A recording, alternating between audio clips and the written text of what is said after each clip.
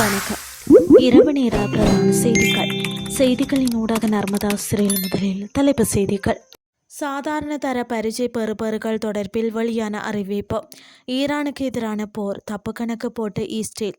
இனி விரிவான செய்திகள். 2025ஆம் ஆண்டுக்கான கல்வி பொது தராதார சாதாரண தர பரீட்சை முடிவுகள் வரும் வாரத்தில் வெளியிடப்படும் என கல்வி பிரதி அமைச்சர் மதுர செனவிரத்ன அறிவித்துள்ளார். தற்போது பரீட்சார்த்திகளின் தகவல்களை புதுப்பிக்கும் பணிகள் இறுதிக்கட்டத்தை எட்டியுள்ளதாக அவர் கூறியுள்ளார். இந்த 2025ஆம் ஆண்டுக்கான சாதாரண தர பரீட்சையானது கடந்த 2026 பிப்ரவரி 17ஆம் தேதி முதல் 26ஆம் தேதி வரை நடத்தப்பட்டதுடன் இதில் மொத்தம் 4,51,463 பரீட்சார்த்திகள் தோற்றியிருந்தனர். இதற்கிடையில் 2026ஆம் ஆண்டுக்கான கல்வி பொது தராதார சாதாரண தர மற்றும் உயர்தர பரீட்சைகளுக்கான பாடத்திட்டங்களை நிறைவு செய்வது குறித்து கல்வி அமைச்சு விசேட அறிவிப்பு ஒன்றை வெளியிட்டுள்ளது.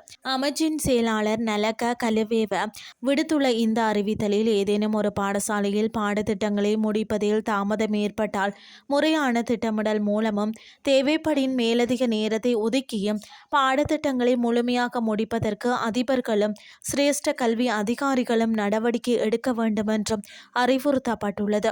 மேலும் 2026ஆம் ஆண்டுக்கான சாதாரண தர மற்றும் உயர்தர பரீட்சைகள் திட்டமிடப்பட்ட திகதியிலேயே நடத்தப்படும் என்றும் மாணவர்கள் பரீட்சைக்கு தயாராக இருப்பதை பாடசாலைகள் உறுதி செய்ய வேண்டும் என்றும் அமைச்சின் செயலாளர் வலியுறுத்தியுள்ளார்.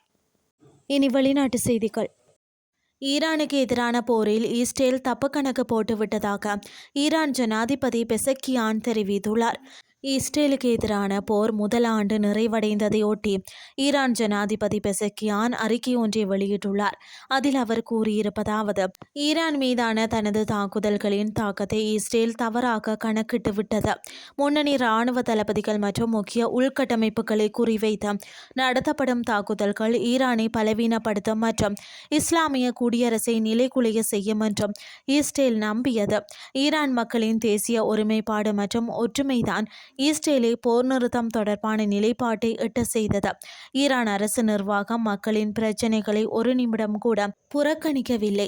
நாட்டின் சவால்களுக்கு தீர்வை காணவும் இன்னல்களை குறைக்கவும் அதிகாரிகள் தொடர்ந்து பணியாற்றி வருகின்றனர்.